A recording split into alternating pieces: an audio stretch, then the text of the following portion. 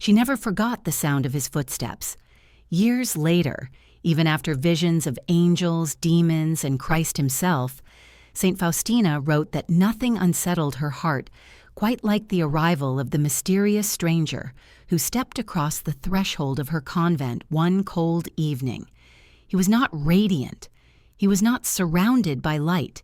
He did not carry the marks of glory that had accompanied so many of her other encounters. Instead, he looked painfully ordinary, almost painfully human. His coat was worn, his face tired, and his eyes carried a strange mixture of sorrow and authority, as though he had seen the hearts of men and found them wanting. He asked her for something simple, yet the weight of his voice pressed on her soul with an urgency she could not explain. From the moment he spoke, Faustina felt inside her a trembling she could not name. It was not fear of danger. It was the fear you feel when something or someone touches the deepest part of your conscience, revealing a truth you didn't know was hidden. She sensed that this encounter was not what it appeared to be. The air around him felt heavy, almost charged, as if a curtain had been drawn between the natural and the supernatural, and yet she could not identify why her heart raced. The stranger looked into her eyes as if measuring something eternal within her. His gaze was neither hostile nor comforting. It was testing, searching, asking a question her lips never heard, but her soul trembled to answer. She felt for a moment that she was standing before a decision that would echo far beyond that small convent room. A decision about charity, humility, and obedience, but one she did not yet understand. Who was he? Why had he come? What hidden reality was unfolding in that brief moment? She would only learn the truth later, in the most astonishing revelation of her life, one that would change her understanding of Jesus forever. Before the stranger appeared, life in the convent followed the same quiet rhythm it always had. The day began before sunrise, when the sisters gathered in the chapel to pray in the dim glow of flickering candles. The halls were cold, the floors creaked with the wear of countless footsteps, and the silence carried with it a sense of discipline that shaped every moment of their lives. Saint Faustina moved through this world with a heart already awakened to the presence of God. She was young, uneducated, and hidden from the world, yet interiorly she lived with an intensity few could comprehend. Her diary reveals a soul trained by heaven itself, but outwardly she remained almost invisible among her sisters. Her responsibilities were simple. She cleaned, cooked, worked in the garden, and served wherever her superiors assigned her. She did not seek extraordinary experiences, nor did she imagine herself chosen for divine encounters. Her desire was only to love God in the smallest of duties. And perhaps it was precisely this simplicity of heart that made her so receptive to the supernatural, for grace often chooses the unnoticed. In those days, however, Faustina also carried a secret burden. Her mystical experiences, visions, locutions, sudden insights from heaven, were not easily understood by her community. Some sisters doubted her, others judged her, and she often felt isolated, misunderstood, and painfully aware of her own unworthiness. Her obedience to Christ frequently collided with her obedience to the convent's rules, and she lived in constant discernment, trying to determine which voice was genuinely calling her. Her heart was stretched between heaven and earth, and only God knew the weight she carried. It was during a period of this interior struggle that the stranger arrived. Faustina had been praying for clarity, asking Jesus to purify her intentions and make her more faithful. She feared being deceived by her own imagination and begged God to test her, to reveal whether her love was real. But she never expected the test to come in such a subtle, hidden form. She assumed a divine trial would feel heavenly, luminous, unmistakable. Instead, it came clothed in poverty, fatigue, and human imperfection. The convent itself was not a place where unexpected visitors often passed. Its walls protected a routine uninterrupted by dramatic events. The sisters lived with little, owned nothing, and rarely interacted with the outside world except through acts of simple charity. And yet, precisely because their life was so quiet, every surprise carried a deeper weight. This was the world Faustina inhabited when the stranger walked through the doors, a world where every act, no matter how small, became an offering to God, a world where obedience was a form of love, where silence was a form of prayer, and where trials usually appeared in ordinary moments. On that day, the air felt different, though Faustina could not explain why. She sensed, without words, without reason, that God was preparing something, but she assumed it would unfold in the chapel, not in the corridor outside the kitchen. She assumed it would come wrapped in holiness, not in the worn clothing of a traveler. And so when the stranger appeared, she was not ready for the test, not ready for the revelation, not ready for the encounter that would redefine how she saw Christ hidden in every soul.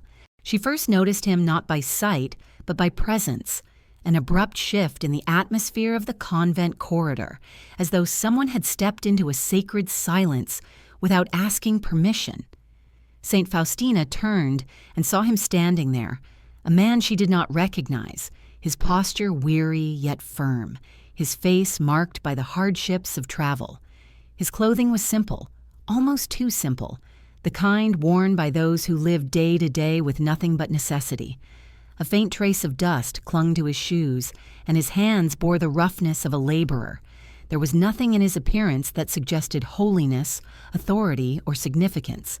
And yet the moment Faustina's eyes met his, she felt something stir deep within her soul, an unspoken alertness, as though God himself had just stepped closer. The stranger's voice, when he spoke, was steady but carried an edge of urgency. He asked her for food, explaining that he had been traveling a long distance and was faint from hunger. The request was simple, even ordinary, but something in the tone with which he spoke unsettled her. It was not the voice of a beggar accustomed to humiliation. It was the voice of someone who expected to be heard. She could not understand why, but her heart tightened, and she felt a strange weight settle over her spirit. She responded with gentleness, offering to bring him something from the kitchen. As she hurried down the hallway, she felt a growing tension inside her, a quiet pressure that made her steps falter. Why did his presence feel so heavy? Why did the air around him feel charged, as though it carried a secret she could not yet decipher? She had served the poor before, many times. Charity was part of her vocation. But never had she felt this internal trembling, this subtle awareness that she was standing on the threshold of something much larger than a simple act of service. When she returned with the food, the stranger accepted it with a seriousness that struck her as unusual. He did not smile. He did not offer warm gratitude. Instead, he looked at her with an intensity that made her feel as though he were reading her soul. He asked her a second question, one far more piercing than the first. It was a question about sacrifice, about love, about whether she was willing to give not just food, but herself, her time, her patience, her dignity. The words were outwardly ordinary, but inwardly they struck her with the force of a spiritual blow. Faustina felt something shift inside her, something subtle yet profound. This was no normal visitor. His eyes seemed to hold a depth she could not understand, as if behind them lay a light that had been intentionally hidden. He studied her not with suspicion, nor with need, but with a kind of watchfulness, as though he were waiting to see what would emerge from her heart. She felt exposed, not physically but spiritually, like someone standing before a mirror that revealed not the face, but the soul. She offered him more assistance, doing what charity and obedience demanded. But even as she served him, she felt an uneasy awareness that she was being examined, not by a man, but by something far greater. The test was unfolding moment by moment in gestures so simple that another person would have overlooked them entirely. Yet her heart sensed the truth. Something divine was hidden in this encounter, something she could not yet name. The stranger remained silent as she worked, watching her with that same impenetrable gaze. And though Faustina said nothing, she felt her soul being weighed, measured, evaluated. She tried to dismiss the feeling, telling herself it was only her imagination, a passing sensitivity. But the trembling inside her only grew. Who was he to speak with such gravity? Why did his presence feel both human and unsettlingly beyond human? She did not yet know. She only knew that every gesture, every word, every choice in that moment seemed to echo into eternity. And the most mysterious part had not yet begun. The more she served him, the more the air around them thickened with a strange tension Faustina could not define. The stranger's requests grew bolder, not inappropriate, not disrespectful, but strangely insistent, as though he were deliberately pressing against the limits of her patience and charity. He asked for more bread, then for water, then for a warmer place to sit. None of these were unreasonable, especially for a weary traveler. And yet there was something different, something sharper in the way he asked, as though each request were part of an invisible scale weighing the sincerity of her love. Faustina obeyed each request without complaint, but inside, a storm began to form. She felt a mixture of compassion and discomfort, charity and confusion. Why did his tone cut so deeply? Why did his simple words feel like chisels carving into the hidden places of her conscience? Every time she returned with what he asked, he offered no gratitude, no sign of relief, no acknowledgement of her effort. Instead, he continued to observe her with unwavering intensity, as though testing her ability to remain humble under pressure. At one point, as she handed him water, she noticed something unsettling. A shadow of disappointment passing over his face. It was brief, almost imperceptible, but it pierced her heart. She immediately wondered if she had done something wrong, if there had been a trace of impatience or reluctance in her actions. She examined her intentions quickly and quietly, searching her soul for any impurity. But even as she whispered a prayer for grace, the stranger asked her yet another question, one that made her pause. His words were simple. "And what would you give if I asked for more?" The way he spoke them felt like a direct challenge to her soul. It was not the neediness of a poor man seeking comfort. It was the searching of someone who knew exactly how much she struggled interiorly and wanted to reveal the truth of her heart. Faustina felt her cheeks warm with a strange mixture of humility and guilt. She wanted to love, to give, to serve. But she was human, and she felt the weight of fatigue, the sting of being unappreciated, the quiet irritation that tried to slip into her thoughts. She pushed all of this down and offered herself again, willing to give whatever he needed. Still, the stranger did not soften. His expression remained stern, almost sorrowful, as though her efforts were not simply being received, but assessed. Every movement she made felt magnified, as though heaven watched her with an intensity she had never experienced before. And the more she offered, the more she sensed that the real test was not in what she gave, but in how she gave it. As she served him for what felt like the 10th time, her inner strength began to stretch thin. She thought of her duties, the tasks she still needed to complete, the rules of the convent, the silent expectation of obedience to her superiors. She wondered whether this stranger even understood the sacrifices she was making in that moment. A flicker of human frustration rose in her heart, not anger, but a weary desire for acknowledgement, for a simple sign that her charity was being received with gratitude. But the stranger remained silent. His eyes followed her with that same piercing gaze, one that seemed to look straight through her human limitations and into the very depths of her soul. She could not shake the feeling that he was not merely looking at her actions, but at her intentions, her desires, her weaknesses. It was as if her soul were laid bare before him, vulnerable and transparent. The test intensified when he asked for the heaviest request yet. Not an object, not food, not water, but her time. time she did not have, time she knew she needed for her responsibilities, time that would cost her something real. He asked her to stay with him, to speak with him, to offer him the kind of attention that demanded sacrifice, even risk. Inside her heart, she felt a sudden tension. Would her superiors misunderstand? Would she be blamed? Would she be judged for breaking routine? She hesitated, just for a heartbeat.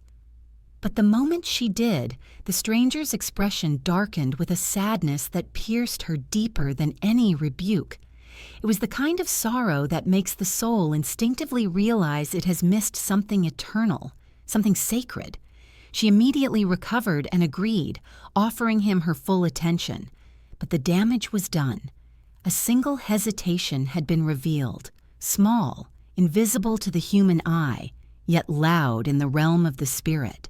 For the first time, she felt a tremor of fear, not of the man before her, but of the spiritual reality behind him. Something was happening in this encounter, something crucial. She felt it now with full force. She was being tested in the most hidden part of her soul, and she did not yet know that the one testing her was the very one she loved most. When the stranger finally rose to leave, he did so quietly, without ceremony, without a single word that acknowledged the struggle she had just endured. He offered no blessing, no gentle smile, no expression of gratitude that might have softened the weight pressing on her heart. Instead, he stepped toward the door with a solemn heaviness, pausing only long enough to glance back at her with eyes that seemed older than time itself. It was a look that pierced her, a look that carried both sorrow and expectation, as though he were leaving her with a question still unanswered. Then he was gone. Just like that. No explanation, no closure, only silence. The moment the door closed behind him, the atmosphere of the convent seemed to change instantly. The heaviness that had surrounded him dissipated, leaving in its place a strange emptiness. Faustina stood alone in the corridor, her hands trembling slightly, though she did not know why. She tried to brush off the encounter as an ordinary act of charity, something simple and easily forgotten, but she could not. Her soul continued to stir, restless and uneasy, as if the stranger had taken something with him, or left something behind. She returned to her duties, but every movement felt imprinted with the memory of his gaze. She found herself replaying every detail of the encounter in her mind, the way he asked for food, the tone of his questions, the moment she hesitated, the moment she acted with love, and the moment she acted with weary resignation. She wondered whether she had failed, whether she had missed something important, whether she had offended God by allowing even the smallest trace of impatience to enter her heart. The uncertainty gnawed at her. That evening during prayer, the uneasiness deepened. As she knelt in the quiet chapel, the candles flickering softly before the tabernacle, she felt the familiar presence of Christ drawing near, not with thunder, not with visions, not with mystical brilliance, but with a subtle tenderness that wrapped around her soul. Her heart slowed, her breath steadied, her mind quieted, and then she heard him.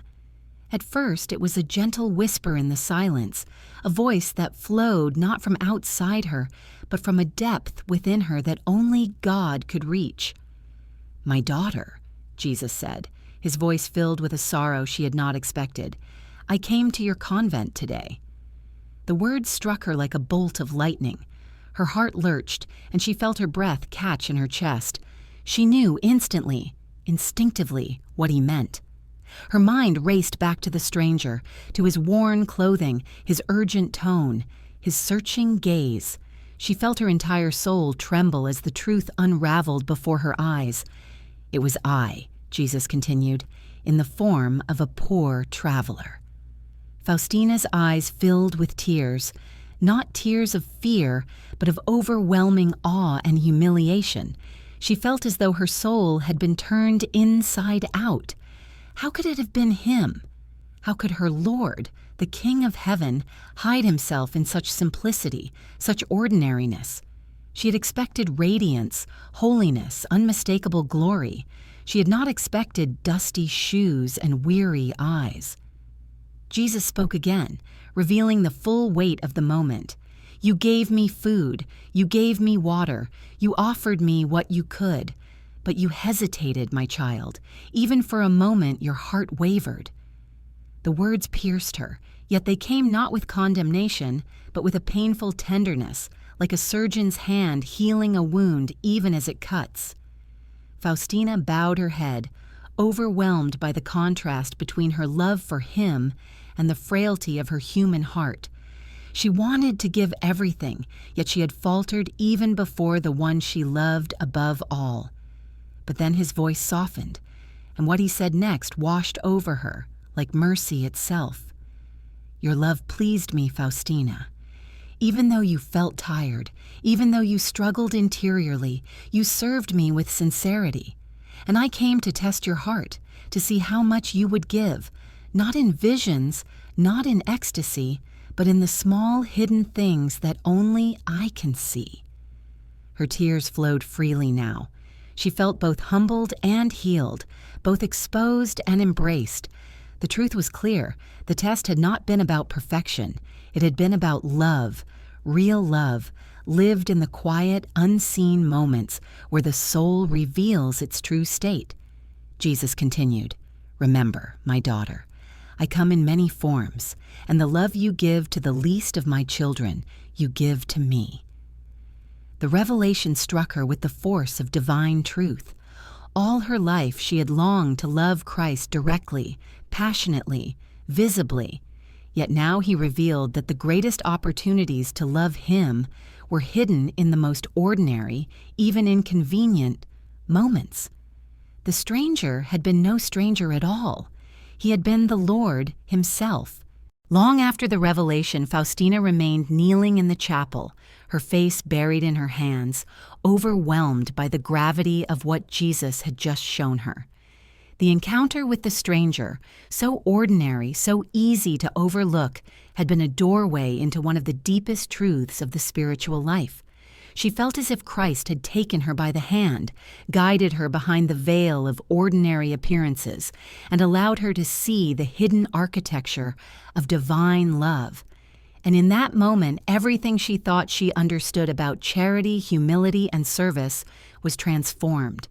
For Jesus did not merely reveal that he had come disguised as a traveler. He revealed why. He explained to her that many souls imagine holiness to be found in extraordinary visions or dramatic sacrifices, yet the true measure of love is hidden in the small, unseen acts that no one notices but God. A soul might endure great suffering with impressive courage, yet fail a simple test of charity in daily life. Another might perform impressive works of piety while missing the quiet opportunities to love the people God places directly before them. Faustina understood now that heaven is far less interested in the grand gestures she once thought defined sanctity, and far more invested in the tiny sacrifices that reveal the soul's true orientation. Jesus allowed her to feel the weight of his sadness when she hesitated, not to condemn her, but to make her aware of how sensitive his heart is to even the smallest movement of love or reluctance. She realized that his eyes, hidden behind the stranger's gaze, had searched her intentions with the delicacy of a father examining the heart of his child. The hesitation had not shattered his love for her.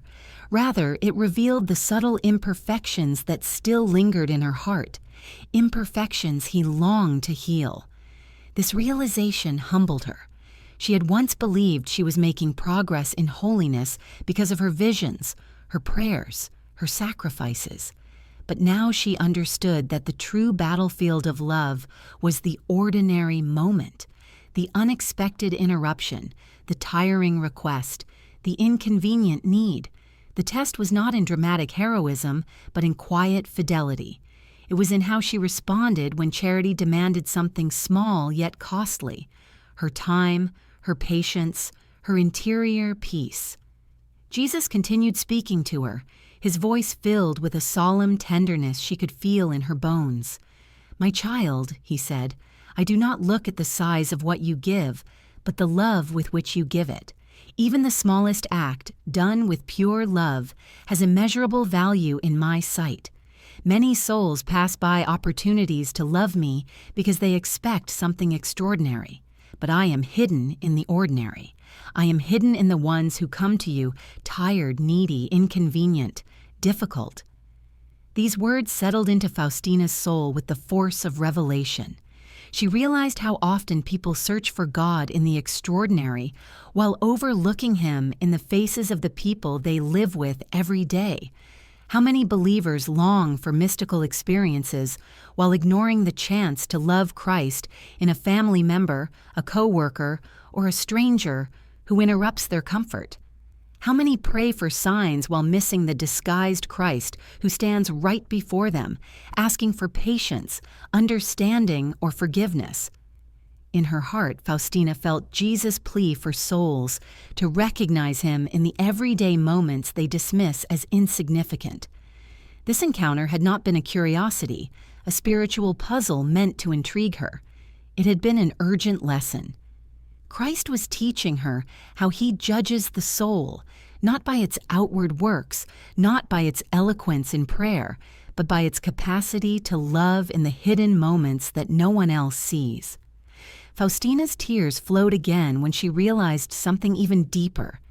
Jesus had not disguised Himself to trick her. He had disguised Himself to reveal the truth about her love. If He had come in glory, she would have fallen to her knees instantly. But in the disguise of ordinariness, her soul was forced to reveal what was truly inside it. Her charity, her fatigue, her sincerity, her hesitation, all of it surfaced naturally. Hidden love is revealed only through hidden tests. As she reflected on this, her heart understood something that pierced her with both sorrow and hope. If she had passed the test imperfectly, then countless souls must fail similar tests every day, tests they never even recognize as divine encounters. Every time someone responds with coldness, impatience, or indifference to someone in need, they risk wounding the heart of the one who hides himself in the least of His children. It is not dramatic sin, not scandalous wrongdoing that most commonly offends God. It is the small refusals of love that accumulate quietly and silently, day by day. Yet Jesus also revealed hope. For every small act of charity done with sincerity, even if imperfect, is magnified in heaven beyond what human eyes can see. A gentle word spoken to someone who irritates you. A moment of patience offered to someone who demands more than you want to give. A hidden sacrifice no one praises. These are the coins of the kingdom, the currency of divine love, the acts that tip the scales of judgment. Faustina understood now why Jesus had looked at her with such sorrow when she hesitated.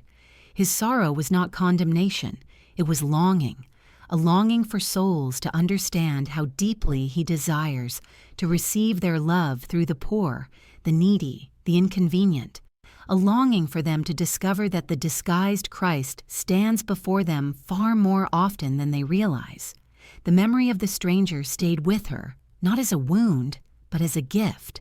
A sacred reminder that every moment contains the possibility of encountering Christ hidden beneath the surface of human need. And she resolved, with new fervor, never again to overlook the Christ who might be standing before her in the most ordinary disguise. In the days that followed, the weight of the lesson Jesus had given her did not fade, it deepened. Faustina began to see her daily life in a radically different light. Every encounter, every interruption, every request from another sister became tinged with a new kind of spiritual significance. It was as if Christ had opened her inner eyes, revealing hidden layers of divine presence woven through the simplest movements of her day. She realized that nothing was ordinary anymore. Every moment now carried eternal implications. But along with this grace came a sobering truth, one that Jesus whispered to her heart with both tenderness and urgency. He revealed that many souls, even devout ones, fail these hidden tests of love without ever realizing it. They pray beautifully, attend Mass faithfully, perform impressive acts of piety, yet remain blind to Him when He appears disguised in the people they find difficult, inconvenient, or unworthy of attention. Faustina felt a tremor in her soul when Jesus showed her how often He walks among His children, clothed in the needs of others, and how rarely He is recognized for who He truly is. This revelation struck her with a gravity she had never felt before. The test He had given her was not unique, not reserved for mystics or chosen souls.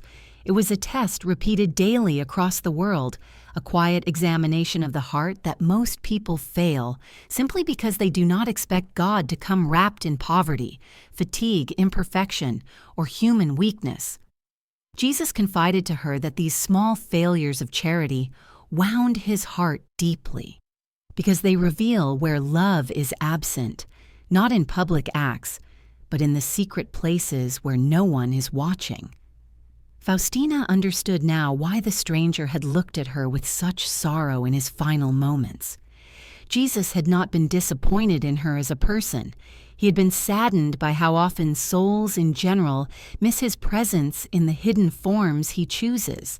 He allowed her to see His sadness not to condemn her, but to awaken in her a profound sensitivity to the hidden Christ in others. His sadness was a mirror reflecting the state of countless souls who think they love Him, yet do not recognize Him when He comes disguised in simplicity.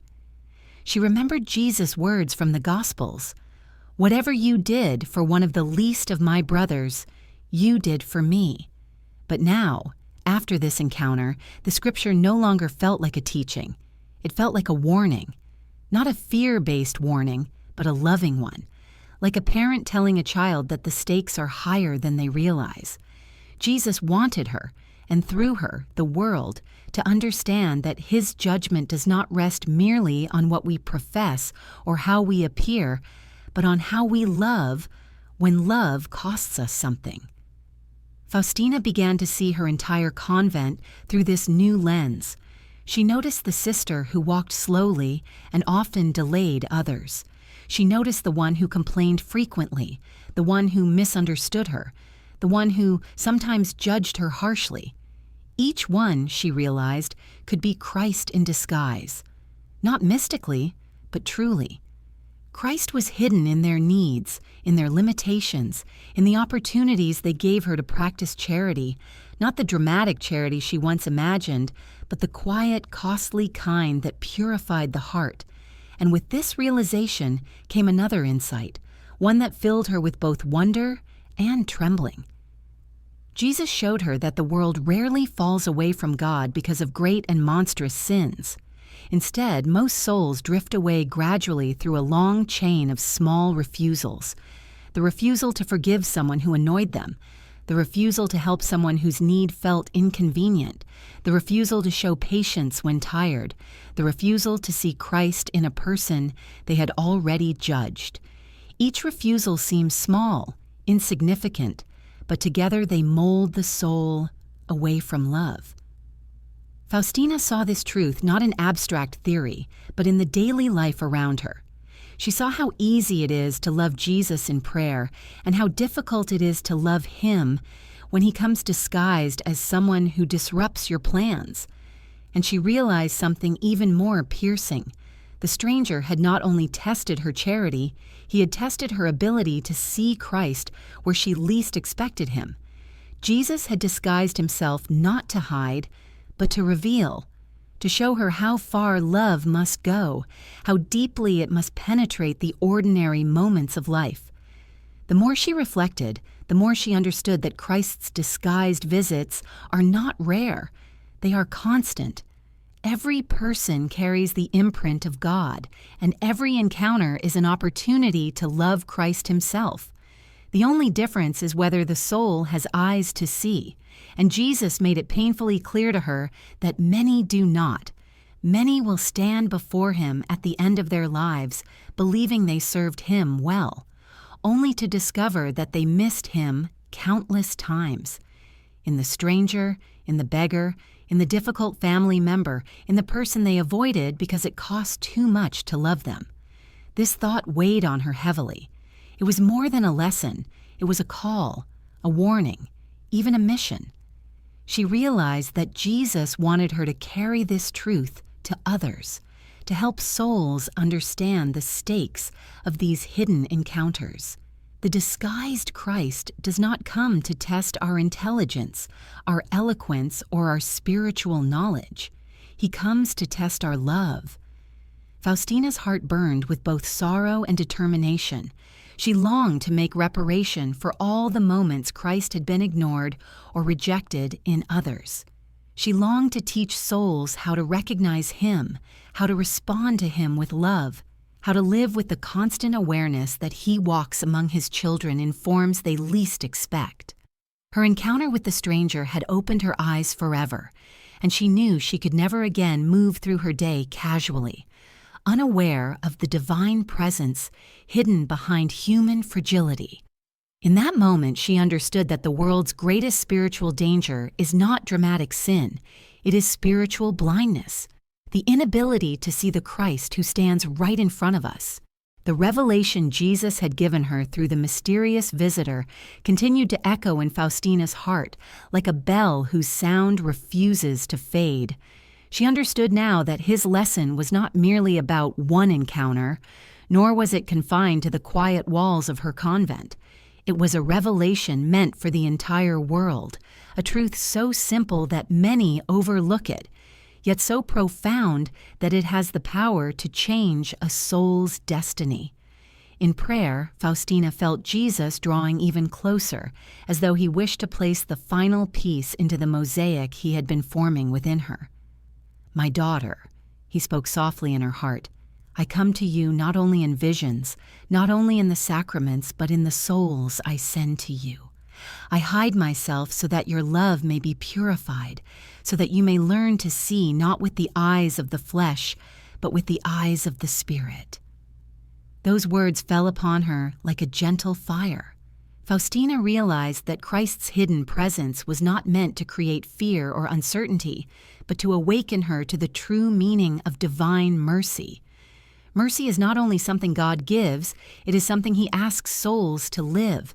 And this mercy is revealed not primarily in grand heroic deeds, but in simple acts of love, patience with the difficult, tenderness toward the suffering, gentleness with the annoying, forgiveness for the imperfect. These simple acts, when done for love of Him, become immense in the eyes of heaven. Jesus continued, revealing a depth of meaning she had never considered. "When I come to you disguised," He said, "I allow your heart to answer a question that cannot be answered with words. Do you love me? Not in theory, not in feeling, not in the comfort of prayer alone, but in the hidden sacrifices that resemble my own." This truth struck her with extraordinary clarity. The disguised Christ is not simply a test. He is an invitation, a chance for the soul to enter into the mystery of His love. Jesus Himself lived hidden for most of His earthly life, unrecognized, uncelebrated, wrapped in ordinariness. He knows the pain of being unnoticed, the ache of being misunderstood, the humility of being overlooked. When He hides Himself in others, He invites souls into that same humility, that same hidden love. The soul that embraces this hiddenness participates in His own heart. Faustina felt her heart expand with both joy and solemn responsibility.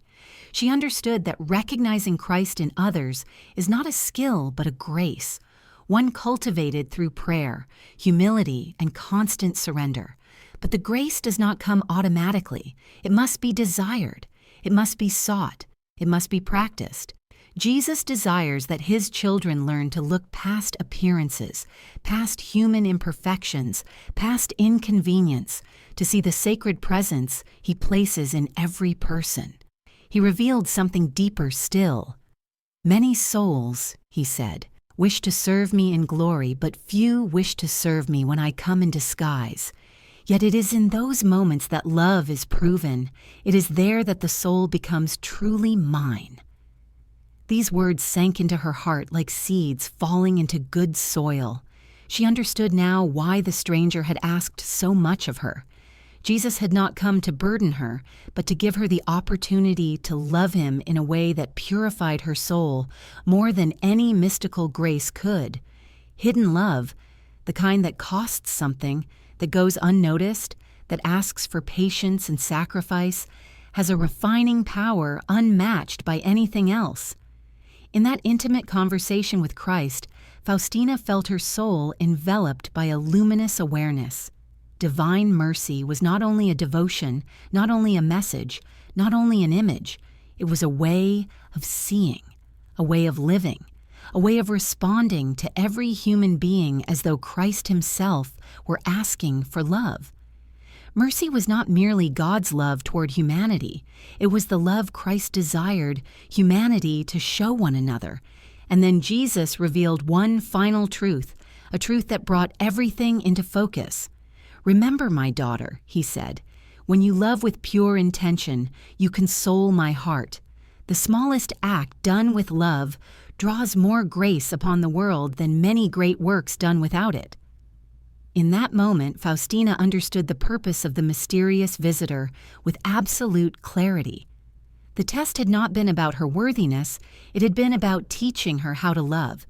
Jesus wanted her to see that divine encounters are rarely wrapped in glory. They are wrapped in humanity. They are hidden in need. They appear as interruptions, burdens, surprises. And if souls could learn to see Christ in these moments, the world would be transformed. The disguised Christ is the reality that binds heaven to earth. It is the thread that runs through every moment of life, turning ordinary encounters into sacred appointments. And once a soul learns to recognize him, nothing remains the same. Not prayer, not daily life, not relationships, not suffering, not the world itself. Faustina knew that this revelation was not meant only for her. It was meant for every soul who longs to love Christ more deeply. And through her diary, through her witness, through the message of divine mercy, Jesus ensured that this truth would echo across generations. Hidden love is the love that saves. Hidden encounters are the ones that shape eternity. And the Christ who hides himself does so not to remain concealed, but to be discovered where love is most real. As the final light of evening settled across the convent, Faustina remained in the chapel, kneeling in a silence that felt almost sacred. The long arc of the day, the stranger's arrival, the weight of his gaze, the piercing revelation that followed, had left her soul trembling with both humility and awe. She now saw clearly what Jesus had been teaching her, that the greatest mysteries of heaven often enter the world clothed in poverty, inconvenience, and weakness. God does not always reveal himself in brilliance. More often he hides in the ordinary, waiting for a heart willing to love him in secret.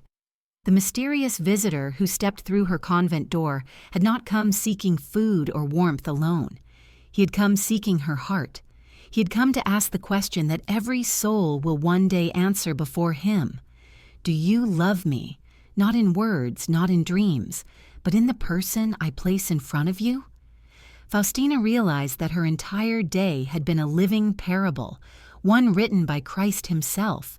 Her hesitation, her service, her hidden sacrifice, each moment had revealed the true measure of her love, and in his mercy, Jesus had given her not judgment but understanding, not condemnation but the chance to see him more clearly.